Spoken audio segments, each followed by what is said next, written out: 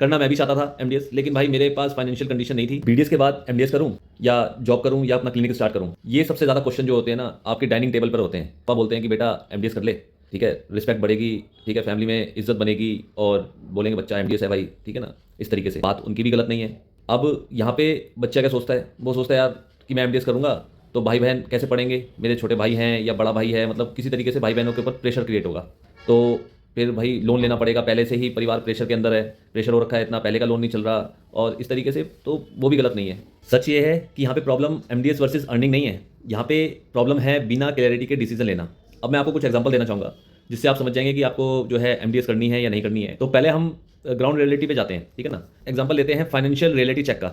Suppose करिए कि आपको एमडीएस करनी है और आपका जो है 25 से 30 लाख रुपए के करीब खर्चा आ रहा है, ये इसके लिए आपको अलग से लोन लेना पड़ेगा, जो है परिवार प्रेशर में आ जाएगा। तो फिर यहाँ पे जो बच्चा है जो बीडीएस करके निकला है वो सोचेगा यार पहले मैं अर्निंग कर लूँ।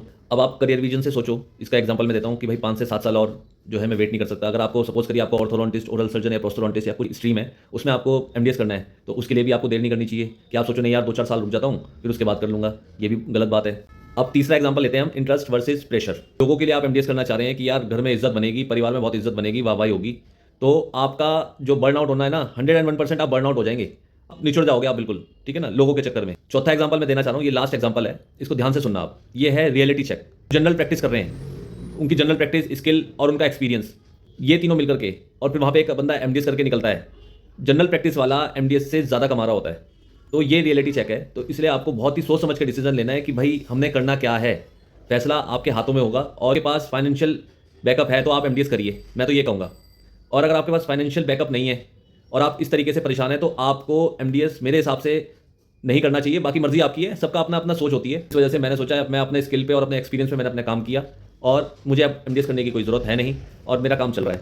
और लास्ट में ये कहना चाहूँगा कि गोल जो है ना पेरेंट्स को अपोज करना नहीं है, गोल जो है उनको समझा करके डिसीजन लेने का है, ताकि 5 साल बाद आपको ये ना कहना पड़े कि भाई मैंने अपने माँ बाप की बात जो है वो मान ली और अपने आप को मैंने खो दिया, या मैंने अपने पेरेंट्स की बात नहीं मानी और मेरे को अननेसेसरी स्ट्रगल करना पड़ा। तो जो भी डिसीजन है ना वो बहुत क्लैरिटी के साथ आपको लेना पड़ेगा।